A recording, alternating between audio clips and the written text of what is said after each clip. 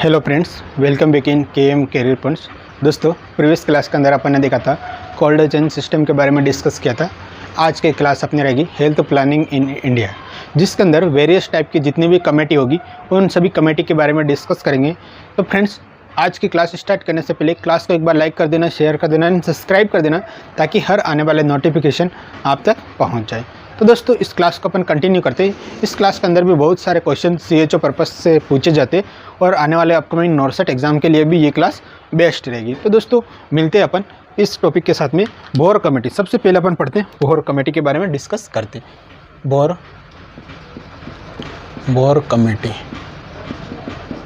Committee की बात करते हैं। बोर कमेटी दोस्तों थी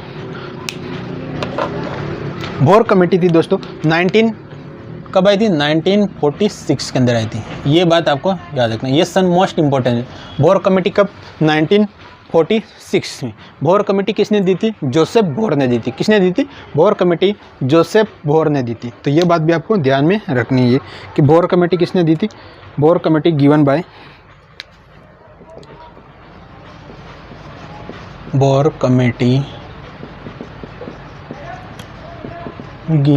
बाय किसने दी थी? बोर कमेटी जोसेफ बोर ने।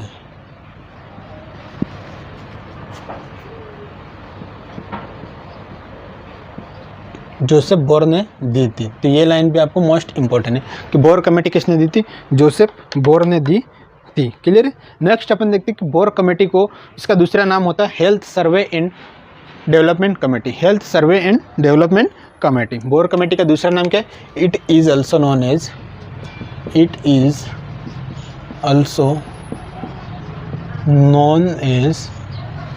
इसको क्या बोलते हैं? Also known as health survey and development committee.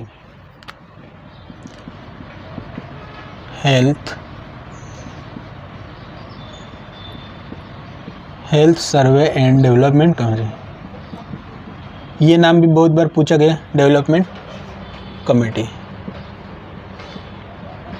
Health survey and development committee के नाम से जानते हैं। क्लियर।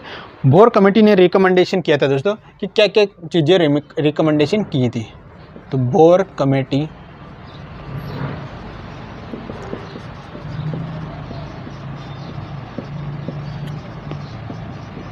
कमेटी ने क्या रिकमेंडेशन किया था? जो बोर कमेटी थे उसने क्या किया? 3 मिलियन प्लान बनाए थे। बोर कमेटी ने क्या किया था? 3 मिलियन प्लान बनाए थे। तो सबसे पहले यही लाइन है कि बोर कमेटी ने रिकमेंडेशन किया था 3 मिलियन प्लान। ये क्वेश्चन भी बहुत बार पूछा गया कि 3 मिलियन प्लान किस में आता है? तो बोर कमेटी के अंदर आता है। इन्होंने कहा था कि जो बोर कमेटी रिकमेंडेशन किया था, 2 गोल किया था। एक होता शॉर्ट टर्म गोल होता था और एक था long term goal. Bore committee ने क्या किया था? 2 गोल को रिकमेंडेशन किया था, शॉर्ट टर्म गोल और लॉन्ग टर्म गोल। तो कौन से गोल होते? एक था short term goal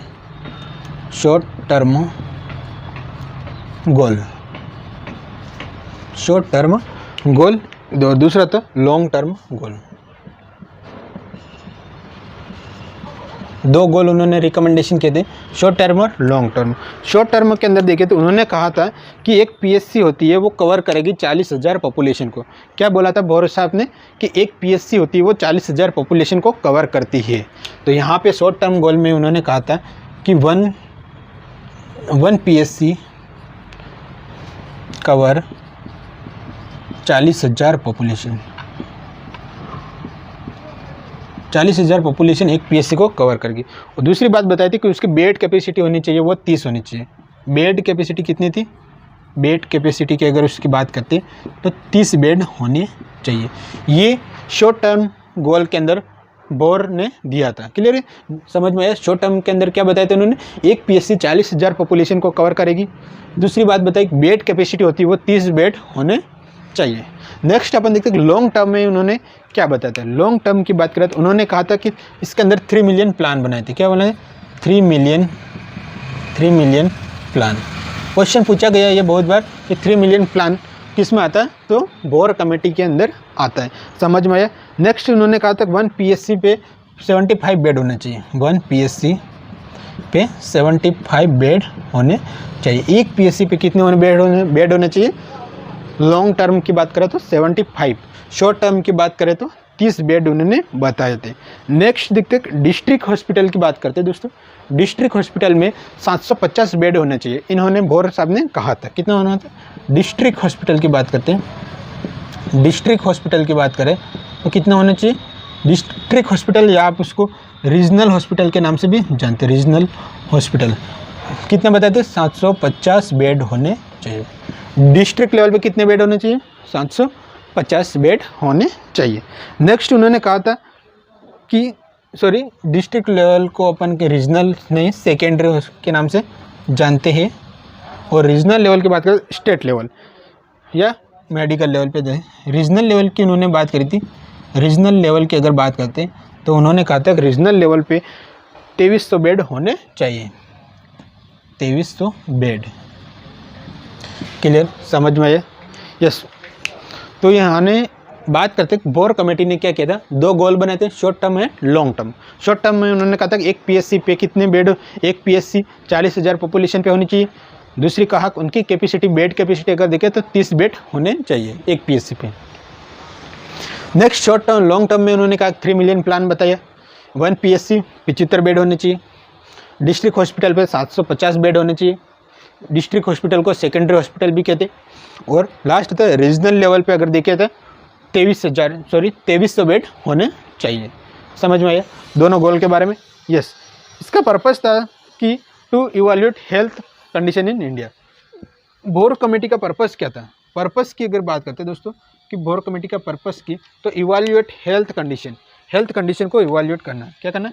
evaluate health condition, health condition को इवैल्यूएट करना, ये बोर कमेटी का मेन पर्पस था। समझ में आया बोर कमेटी क्या चीज़ है? इसके बाद में देखा कि बोर कमेटी ने इस्टेब्लिश किया था सोशल फिजिशियन। बोर कमेटी ने क्या किया था? सोशल फिजिशियन को इस्टेब्लिश किया था, जिसको 3 मंथ ट्रेनिंग करवा के इन्होंने क्या किया था? सोशल फिजिशियन को इस्टेब्लिश किया था। तो यहाँ पे लिख लेते, bore committee established of social physician, bore committee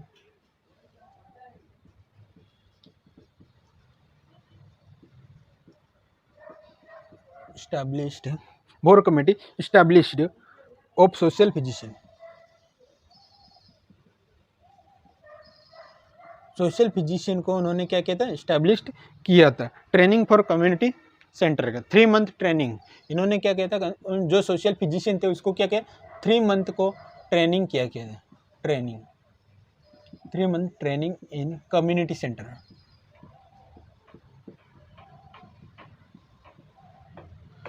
तो समझ में बोर कमेटी ने क्या इस्टेब्लिश किया था? सोशल फिजिशियन इस्टेब्लिश किए थे, जिसको सोशल फिजिशियन की क्वालिफिकेशन क्या थी?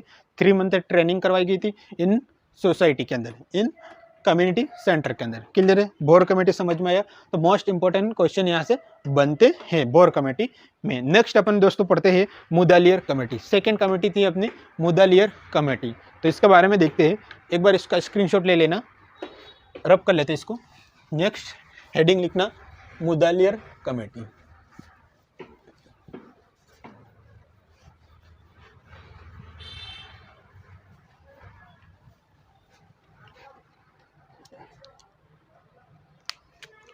दूसरी थी मुदालियर कमेटी। जो मुदालियर कमेटी थी दोस्तों वो कब आई थी? 1962 के अंदर। मुदालियर कमेटी कब दी गई थी? 1962 के अंदर मुदालियर कमेटी को दी गई थी। 1962 मोस्ट इंपॉर्टेंट सन हमेशा पूछते हैं कि कौन सी कमेटी कब आई और इसका दूसरा नाम क्या होता। तो दोस्तों बात करते हैं मुदालियर कमेटी के बारे में।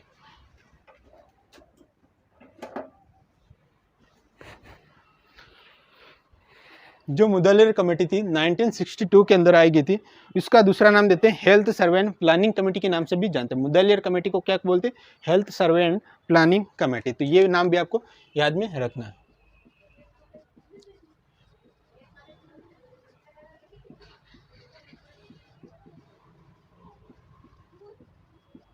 Health survey and planning committee के नाम से जानते हैं, ये लाइन याद।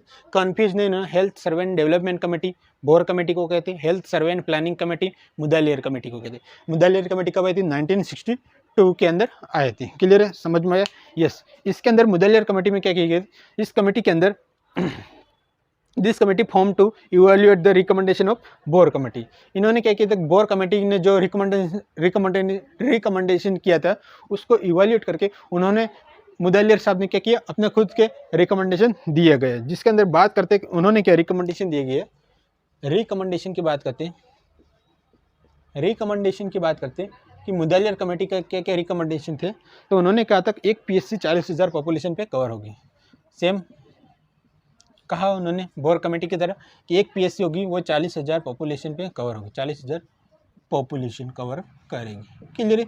दूसरा उन्होंने कहा कि improvement of strength of secondary level of health system, मतलब जो secondary level of health system होता है उसको इम्प्रूवमेंट करना है। दूसरा रिकमेंडेशन उन्होंने क्या किया? Improvement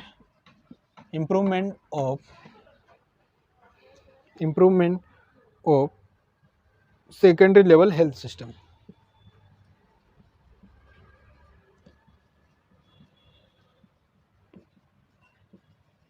secondary level health system को क्या किया? इम्प्रूवमेंट किया गया। इसके बाद में उन्होंने कहा regional centre in each state, her state के अंदर एक रीजनल सेंटर होना चाहिए।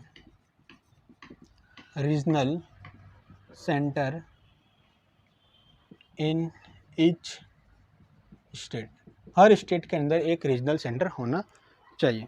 तो दोस्तों यहाँ पे देखते हैं अपन कि जब मुदलियार कमेटी थे सबसे पहले कब आई? 1962 के अंदर आई, जिसको अपन health survey and planning committee के नाम से जानते। उन्होंने रिकमेंडेशन किया था कि एक पीएससी होती है वो 40,000 पॉपुलेशन पे होनी चाहिए। दूसरी बात उन्होंने बताया थी सेकेंडरी लेवल के जितने भी हॉस्पिटल होते हैं उसको इम्प्रूवमेंट में लाना।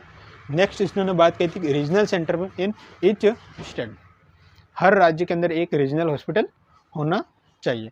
तो ये किसके रिकमेंडेशन थे? मुदलियार कमेटी के बारे में। नेक्स्ट अपन देखते हैं चड्डा कमेटी। मोस्ट इंपॉर्टेंट कमेटी पढ़ रहे अपन दोस्तों, क्योंकि यहाँ से हर बार क्वेश्चन पुटअप किए जाते हैं। इसका सन याद रखना, दूसरा नाम और इन्होंने क्या रिकमेंडेशन किया था। तो नेक्स्ट देखते हैं, तीसरी अपनी है चड्डा कमेटी।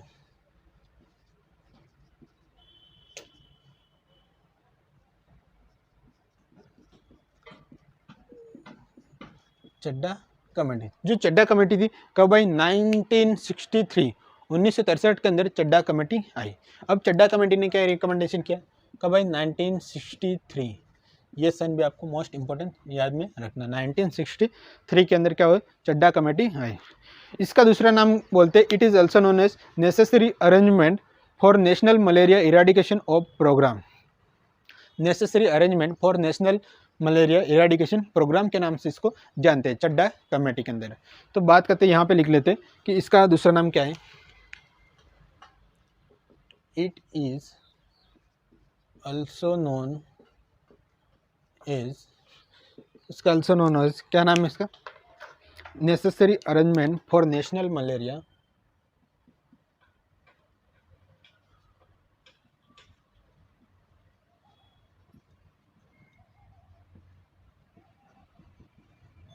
और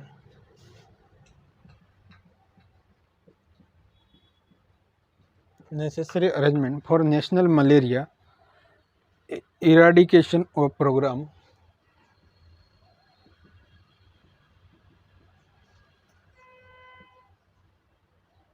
eradication of program। क्लियर? तो इसका दूसरा नाम क्या है? Necessary arrangement for national malaria eradication of program. Chadha committee का दूसरा नाम क्या है? Necessary arrangement for national malaria eradication program. तो आपको ये नाम भी याद रखने। जो चड्डा कमेटी थी उन्होंने रिकमेंडेशन क्या दिया था? रिकमेंडेशन की बात करते दोस्तों कि इन्होंने क्या बोला कि इन्होंने बोला कि इन्होंने कहा कि जो मलेरिया कंट्रोल प्रोग्राम चल रहा है उसके अंदर 1 हेल्थ वर्कर होना चाहिए। मलेरिया कंट्रोल प्रोग्राम के लिए 1 हेल्थ वर्कर होना चाहिए। तो उन्होंने कहा कि 1 health worker will also perform 1 health worker will also perform 1 health worker will also perform for malaria program, for malaria program, malaria program के लिए एक हेल्थ वर्कर होना चाहिए। ये किसने रिकमेंडेशन किया था? चड्डा कमेटी ने रिकमेंडेशन किया था। जो मलेरिया प्रोग्राम चल रहा है उसके लिए एक अलग से क्या होना चाहिए? हेल्थ वर्कर होना चाहिए। क्लियर है? नेक्स्ट अपन देखते हैं मुखर्जी कमेटी के बारे में। मलेरिया का कंट्रोल हो गया। चौथी है अपने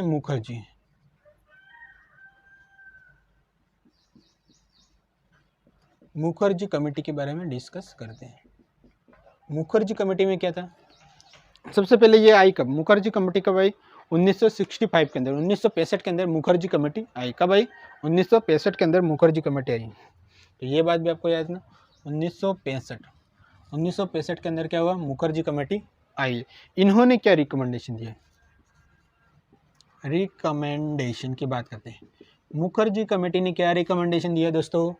मुखर्जी कमेटी ने कहा कि डीलिंक क्या malaria programme with family planning program, यानी पहले क्या था? मलेरिया प्रोग्राम और फैमिली प्लानिंग प्रोग्राम साथ में चल रहे थे, बट मुखर्जी कमेटी ने क्या किया? मलेरिया प्रोग्राम और फैमिली प्लानिंग प्रोग्राम दोनों को अलग अलग कर दिया, मतलब डी लिंक कर दिया। तो यही बात लिखते हैं, डी लिंक किया। क्या किया उन्होंने? कि malaria programme with family planning programme, delink मतलब सेपरेट, मलेरिया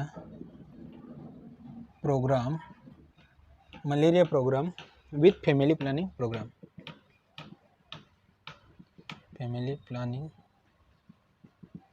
प्रोग्राम, इसको क्या किया? डीलिंक किया। मलेरिया प्रोग्राम और फैमिली प्लानिंग प्रोग्राम को दोनों को अलग अलग कर दिया।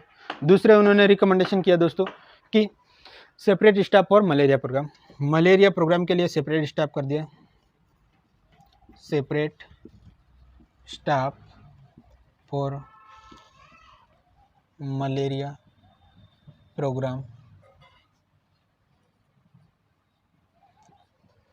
जो मलेरिया प्रोग्राम था उसको सेपरेट कर दिया। तो समझ में आया दोस्तों?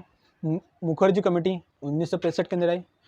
सबसे पहला रिकमेंडेशन था कि जो फैमिली प्लानिंग प्रोग्राम और मलेरिया प्रोग्राम दोनों को अलग अलग कर दिया। इसके बाद में उन्होंने किया कि जो मलेरिया प्रोग्राम था उसके अंदर अलग से स्टाफ को इस्टेब्लिशमेंट किया गया। यस, नेक्स्ट अपन देखते हैं कि मुखर्जी कमेटी, इसके बाद में देखते हैं कि जो मुखर्जी कमेटी थी वो एक बार फिर आई। मुखर्जी कमेटी 1965 के अंदर आई थी। इसके बाद में मुखर्जी कमेटी 1967 के अंदर इसने फिर रिकमेंडेशन दी है। 1967 के अंदर उन्होंने क्या रिकमेंडेशन दिए उसके बारे में डिस्कस करते हैं। इसको रब कर लेते हैं। मुखर्जी कमेटी ने 1967 के अंदर क्या रिकमेंडेशन किए थे? तो यहाँ पे बात करते हैं 1967 के अंदर ये मुखर्जी कमेटी फिर आई। उन्होंने रिकमेंडेशन दिए थे कि basic health services should be perform at block level. क्या कहा था उन्होंने? Basic health services should be perform at block level. उन्होंने कहा कि जो भी बेसिक हेल्थ सर्विसेज होती वो ब्लॉक लेवल पे भी मिलनी चाहिए। तो रिकमेंडेशन किसने किया था? मुखर्जी कमेटी ने। किसने किया था? मुखर्जी कमेटी ने। कब किया? 1966 के अंदर। एक पहले आई थी 1965 के अंदर आई थी। तो आपको दोनों बातें यहाँ पे याद रखनी है। नेक्स्ट अपन देखते हैं जंगलवालिया कमेटी। दोस्तों मोस्ट इम्पोर्टेंट कमेटी चल रही है, तो यहाँ पे आपको क्लास मिस नहीं करनी है, कंटिन्यूटी के साथ में नोट्स बनाते हुए प्रॉपर पढ़ना है। तो अपन नेक्स्ट हेडिंग लिखना, कौन सी? जंगलवालिया कमेटी।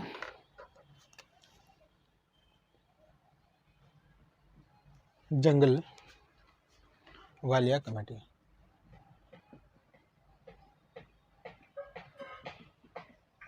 जंगलवालिया कमेटी दोस्तों बात करते हैं।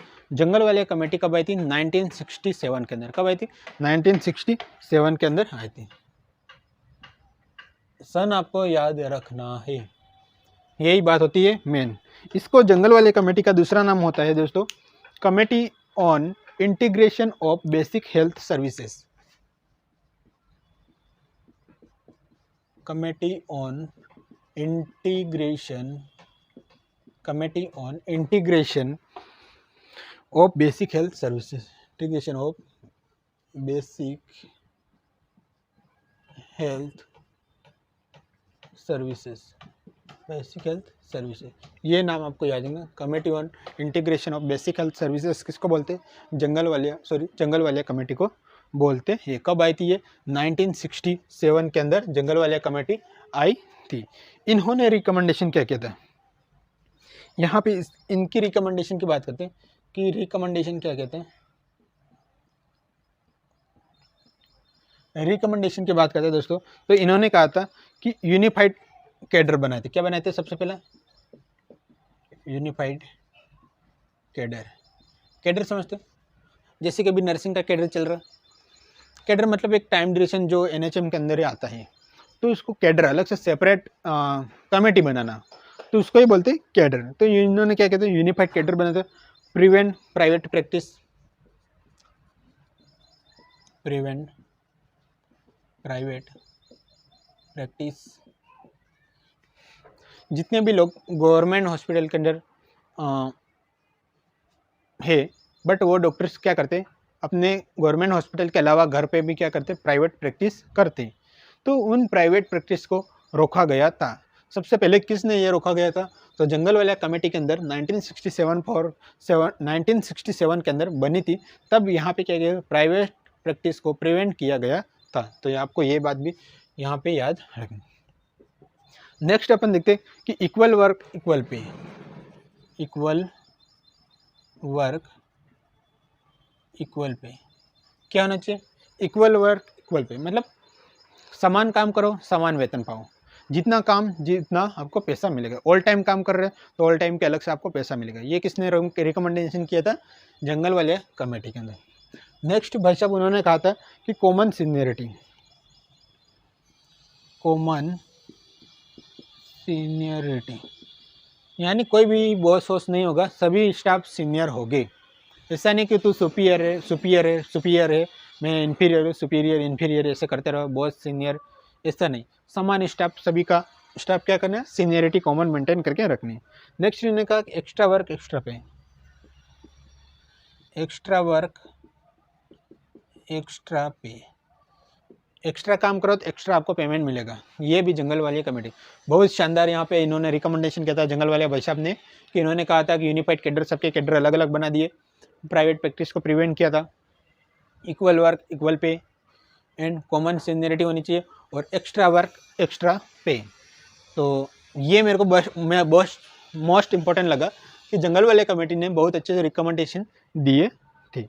नेक्स्ट दोस्तों अपन देखते हैं करतार सिंह कमेटी के बारे में डिस्कस करते हैं। जंगलवालिया यहाँ पे अपन कंप्लीट हो गई। नेक्स्ट देखते हैं करतार सिंह कमेटी। करतार सिंह कमेटी के अंदर क्या चीज़ होती है?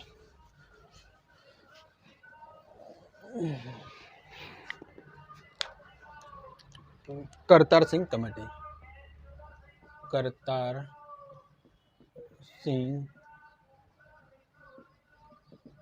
सिंह कमेटी की बात करते हैं तो करतार सिंह कमेटी कब आई थी? दोस्तों 1973 के अंदर आई थी। कब आई थी? 1973 के अंदर कौन सी कमेटी आई थी? करतार सिंह कमेटी आई थी। ये बात भी आपको ध्यान में रखनी। इस कमेटी का दूसरा नाम होता है कमेटी ऑन मल्टीपर्पज वर्कर। क्या बोलते हैं इसका दूसरा नाम? Committee on multipurpose worker. Committee on multipurpose worker के नाम से इसको जानते हैं। मल्टीपर्पज वर्कर होता under national health and family planning program. Worker under national health and family planning programme.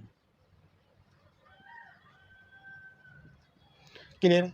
Kartar Singh committee का दूसरा नाम कमेटी ऑन मल्टीपर्पज वर्कर के नाम से under national health and family planning program के अंदर आती है। जो दोस्तों करतार सिंह कमेटी थी, उन्होंने रिकमेंडेशन क्या किया था? रिकमेंडेशन, करतार सिंह कमेटी ने क्या रिकमेंडेशन किया था? करतार सिंह भाई साहब ने बोला कि जो ANM नेम होता है उसको चेंज करके फीमेल हेल्थ वर्कर नाम दिया। ANM का नाम चेंज करके क्या किया उन्होंने? फीमेल हेल्थ वर्कर नाम रखा। तो सबसे पहले यही बात आपको याद रखनी, ANM नेम चेंज, ANM का नाम चेंज करके क्या रखा, female health worker, female health worker के नाम से रखा। जो मैं मल्टीपर्पस वर्कर का नाम चेंज करके मल्टीपर्पस वर्कर, जिसको अपन MPW के नाम से जानते थे, मल्टीपर्पस वर्कर का नाम चेंज करके क्या रखा उन्होंने, male health worker, male health worker and female health worker.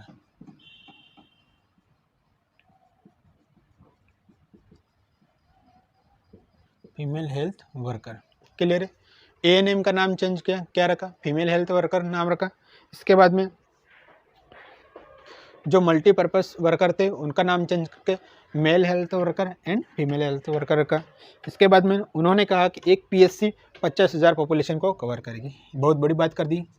1 PSC cover 50,000 population, 50,000 population को एक PSC कवर करेगी। फिर उन्होंने कहा ईच PSC 3 से 15 सब सेंटर पे होगी। एक PSC जो होगी, एक PSC होगी वो 3 से 15 सब सेंटर पे एक PSC होगी, 3 से 15 सब सेंटर पे एक PSC होगी। ये किसने रिकमेंडेशन किया था, करतार सिंह कमेटी ने किया था। इसके बाद में उन्होंने कहा था दोस्तों कि ईच सब सेंटर स्टाफ जो होता है एक मेल हेल्थ वर्कर एंड एक फीमेल हेल्थ वर्कर। यानी अगर देखिए यहाँ पे कि ईच सब सेंटर की अगर बात करते तो यहाँ पे स्टाफ की अगर बात करें तो एक तो यहाँ पे मेल हेल्थ वर्कर होना चाहिए और एक यहाँ पे फीमेल हेल्थ वर्कर होना चाहिए, मेल हेल्थ वर्कर और फीमेल हेल्थ वर्कर होना चाहिए। ये भी रिकमेंडेशन किसने किया था, करतार सिंह ने किया था। इसके बाद में उन्होंने कहा था 3 से 4 हेल्थ वर्कर के ऊपर एक सुपरविज़न के लिए होना चाहिए। तो ये किसने कहा था, करतार सिंह। 3 से 4 हेल्थ वर्कर के ऊपर एक क्या होना चाहिए, सुपरविज़न होना चाहिए, सुपरवाइज़र होना चाहिए। क्या होना चाहिए, सुपरवाइज़र। कितना होना चाहिए, एक सुपरवाइज़र होना चाहिए। तो ये सभी जो रिकमेंडेशन दिया था वो किसने दिया था, करतार सिंह कमेटी के अंदर दिया गया था। नेक्स्ट दोस्तों अपन देखते श्रीवास्तव कमेटी के बारे में डिस्कस करते हैं। तो लिखते हेडिंग नहीं, श्रीवास्तव कमेटी।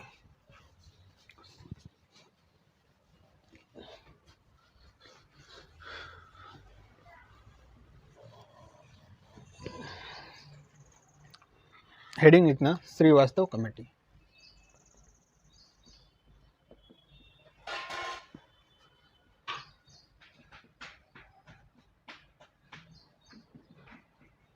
श्रीवास्तव कमेटी, जो श्रीवास्तव कमेटी थी वो कब आई थी, 1975 के अंदर आई थी। कब आई थी, 1975 के अंदर, 1975 के अंदर आई थी।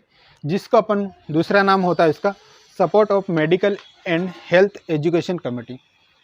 श्रीवास्तव कमेटी का दूसरा नाम support on medical and health worker committee के नाम से भी जानते हैं, हेल्थ एजुकेशन कमेटी। तो दूसरा नाम क्या है, support of medical and health, support on medical and health education committee, education committee.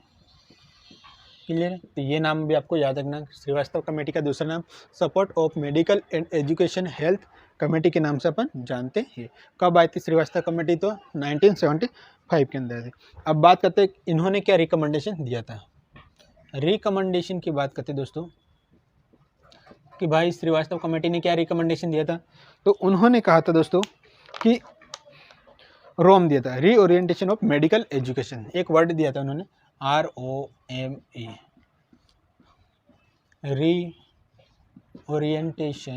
Reorientation and medical education, reorientation and medical education दिया था। किसने, श्रीवास्तव कमेटी के अंदर। इन्होंने कहा था medical and education commission, medical and education commission, medical and education commission, medical and education commission उन्होंने कहा था। विलेज हेल्थ गाइड स्कीम चालू की थी, village health guide, village health guide scheme इन्होंने चालू की थी। इन्होंने थ्री टायर सिस्टम बनाया था, three tier system in rural area, rural area के अंदर 3 टायर सिस्टम बनाए थे, जिसके अंदर आता सब सेंटर पीएससी और सीएससी, सब सेंटर पीएससी और सीएससी, ये 3 टायर सिस्टम के अंदर आते हैं। तो फ्रेंड्स मेरा कहने का मतलब यही है, श्रीवास्तव कमेटी के अंदर रिकमेंडेशन था, रोम रीओरिएंटेशन इन मेडिकल एजुकेशन चलाया गया था, मेडिकल एंड एजुकेशन कमीशन बनाया था, विलेज हेल्थ गाइड स्कीम चालू की गई थी, village health guide scheme, and इन्होंने 3 टायर सिस्टम बनाया था, मतलब सब सेंटर पीएससी और सीएससी। क्लियर। अपनी लास्ट रहेगी बजाज कमेटी के बारे में पढ़ते हैं। लास्ट कमेटी है अपनी बजाज कमेटी, इसको रब कर लेते हैं।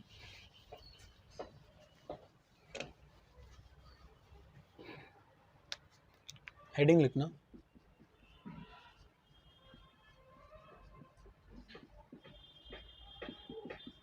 बजाज कमेटी। जो बजाज कमेटी बनाई गई थी कब गए थे? 1986 के अंदर। 1986 के अंदर कौन सी कमेटी थी? बजाज कमेटी। बजाज कमेटी कब बनाई गई? 1986। याद रखना, कहीं पूछे नहीं लेकिन पूछ भी लेंगे। इसका दूसरा नाम होता है national health man power policy. क्या नाम होता है? National health man power policy. National health man power policy किसका नाम है? बजाज कमेटी ने दिया था। इसकी रिकमेंडेशन की अगर बात करते हैं दोस्तों, रिकमेंडेशन की बात करते हैं, इन्होंने क्या दिया था बजाज कमेटी ने, कि इन्होंने कहा था दोस्तों न्यू यूनिवर्सिटी डेवलपमेंट की थी, न्यू यूनिवर्सिटी